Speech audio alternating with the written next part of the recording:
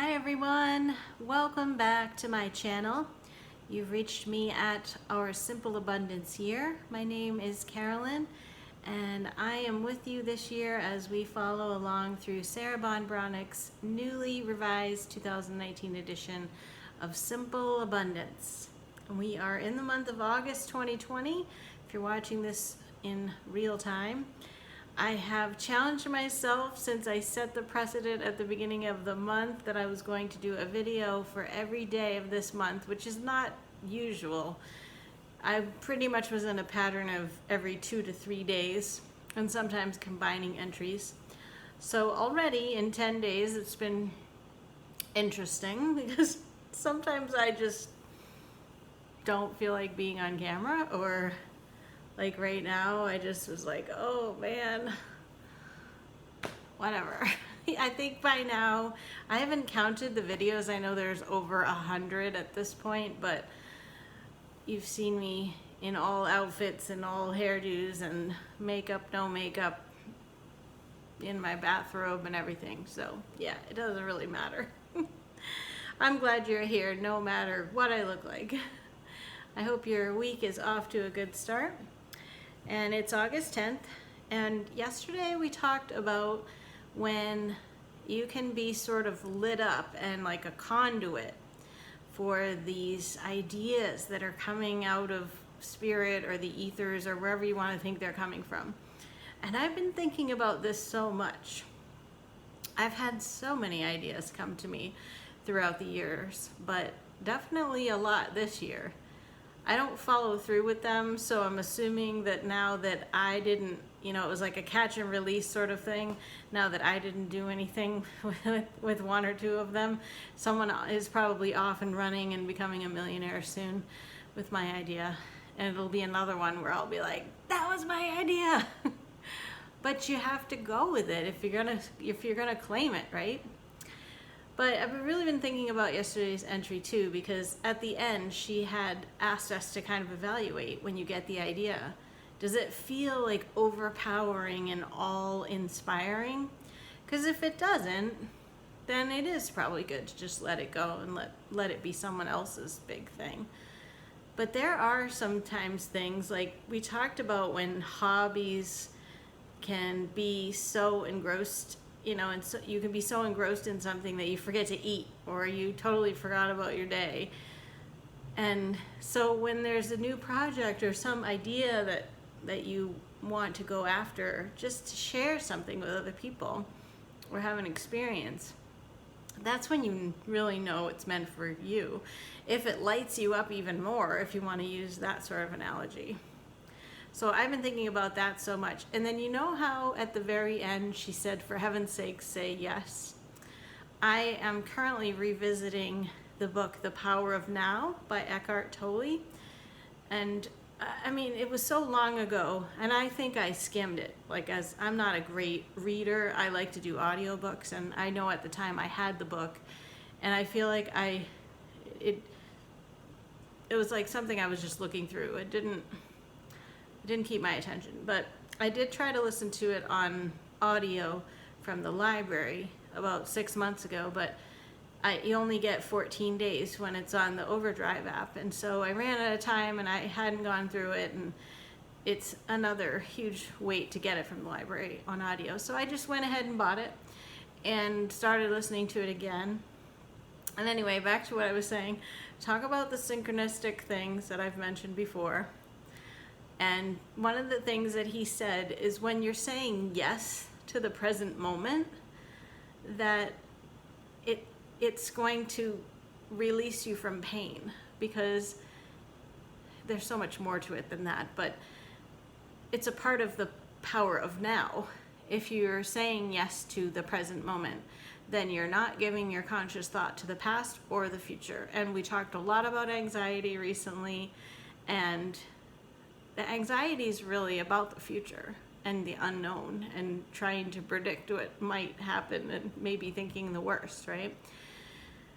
I mean, I do sometimes feel like my anxiety is also in the present moment, but if I become more grounded, and again, I shared this comment that was shared earlier in the year from one of the viewers about looking around and seeing what you can see, hear, feel, and touch, and just grounding yourself in that moment, then it would take you away from the anxiety of the future, or possibly the regret or depression that you're ruminating in from the past. So anyway, that whole thing of like saying yes to the present really made me think like, oh, Sarah just said say yes. So it was making me think of that. And then of course that movie Yes Man with Jim Carrey. Have you guys seen that? It's funny, but it's all about, there's a guru that in the movie that he goes to a seminar, and you're supposed to say yes to everything, no matter what it is. Like, even if it's nothing that you want to do or some crazy thing that you never thought you would do. And the movie's worth watching. So saying yes. Anyway, that was a little bit of commentary on yesterday's. But so today's entry, I definitely can relate to this as well. So it's called Second Thoughts. And she talks to us in the same idea of you being the one that the idea comes to, and then it sticks with you. If you have an idea, she recommends you keep it to yourself for a while. And I've heard this in other circles too, and I've felt this way in my own life too. If I really want to do something, the worst thing I can do is let it out for feedback from family, friends. You know, I have some great supportive friends, but say like in a social setting with friends that maybe don't live the kind of life that I do, or family members that could worry about me and, you know, making sort of flighty decisions. So I have learned, like for instance, the business that I had just recently, when I decided to do that, I didn't tell anybody. I just wanted to get ready and like tell everybody when it was actually happening. You know, like I wanted to do everything instead of having anybody else's judgment or worry or input, because sometimes people can just give you unwanted input, I suppose. And so what's kind of funny about that situation is my parents are supportive, but my dad and his wife.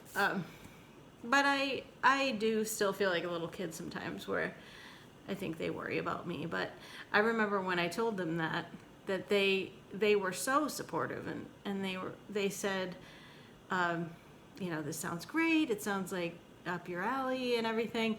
And I said, well, I didn't want you to worry about me, and I didn't want you to be like, oh, what is she doing next? Why can't she just have a normal life? She's always doing something different.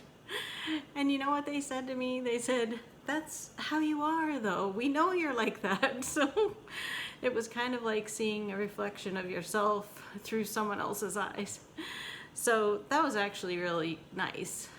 So I guess I could have told them sooner, like before it was all already happening. But I do tend to keep things to myself. And Sarah is not necessarily saying that you shouldn't tell people because they could steal your ideas, but she does bring that up as a possibility. Like, say you want to write a book about something and then you start telling people about it, you never know who's going to hear it. Or you start writing a song or something and then someone else steals your lyrics or the tune of it or something.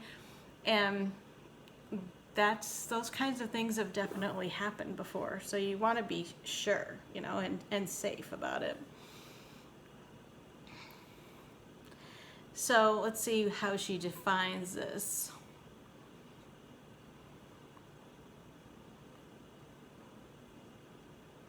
Because happiness is the most difficult emotion to bear alone, you confide your dreams to your partner, best friend, lover, sister, mother, children.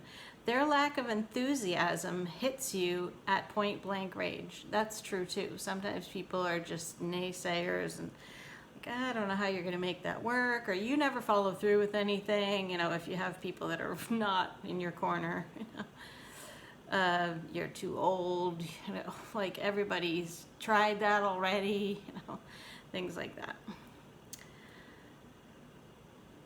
So Sarah says, please be careful about confiding your sacred dreams, especially to in the first trimester after creative conception. So kind of like when you may take your time in announcing to the world that you're pregnant, right? So she's using it like that, like wait until the first trimester is over of your idea. The period that 19th century Danish philosopher and theologian Søren Kierkegaard called the, quote, dreaming consciousness prior to creation. So you could even have like a pre-contemplation time frame before you even follow through with what you want to do. A disgruntled dreamer is a risky mentor, Sara tells us. Never seek somebody's advice if you even suspect you know what they'll say. You can't afford to hear the negative tape again, right? Second thoughts have aborted more dreams than all of the difficult circumstances, overwhelming obstacles, and dangerous detours destiny ever can throw to you. Undermining your authenticity by succumbing to someone else's second thoughts is a sinister, subtle, and seductive form of self-abuse. How about that? Wow. Few of us are immune to the opinions of others. We need to learn how to dispassionately assess the advice, ponder the source, weigh the opinion. If the information is insightful and is something you hadn't considered, retain it. If it's destructive criticism, let it go. End your conversation politely but firmly. Better yet, in the future, don't even start it. I have a friend in my life who got certified to become a life coach and everything, and she shared with me, and it took her a really long time to get over this, and I know that her husband is now very supportive, but at the beginning he was not supportive of her idea to do this, and just sort of asked her, like, in other words, what sort of credibility do you have to do this, you know? And that's your significant other. That's got to be rough. And I know she really wrestled with that. But she went ahead and did it anyway, and then has since been very successful. So he's kind of eating his words now. And I think men think about things much more analytically and practically sometimes than women do. And so you kind of have to pick who you want your significant other, right, to be in your corner, but you have to consider the source. And I'm glad that she didn't give up on that from something that he said. And remember, I told you that this is like about my postcard path project, where I was talking about it to my family, doing exactly what Sara really said to not do. But I just wanted, I was trying to share my idea, but I had brought it up so many times and not followed through with it. And that one family member said, I don't think you're ever going to do that. For me, that lit a fire under me, you know, and I, like I said in that other video, I was like, challenge accepted. Don't tell me what I'm not going to do. So maybe you need a kick in the pants, and the feedback that you get from family or friends could be a positive in that respect. But definitely consider who you're speaking to, and I hope you have supportive people around you.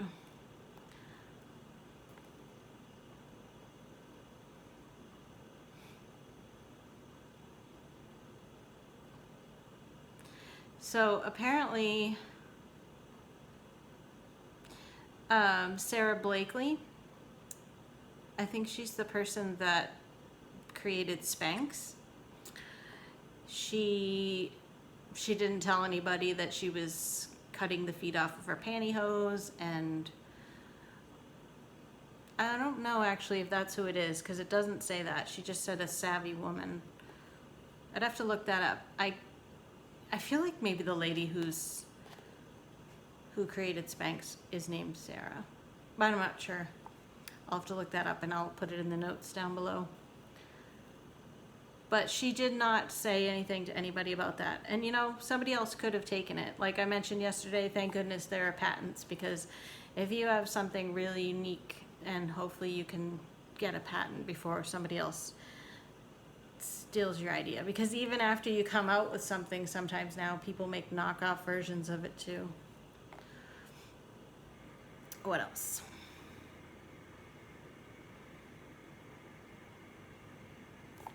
The rest is just some quotes that don't really go along with that. But let me know what you think about this.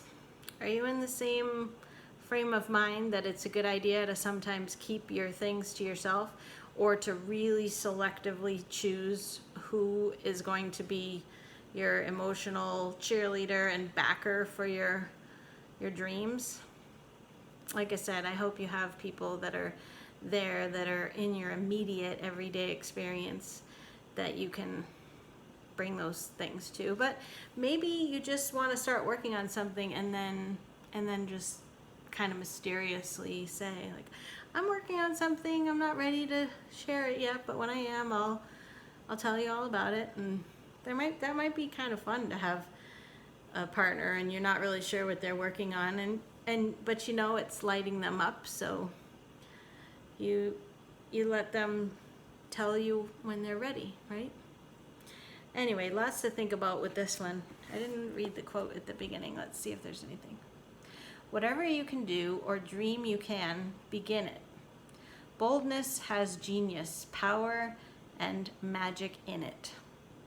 That is from Johann Wolfgang von Goethe, a German writer and statesman, way back in the 18th century.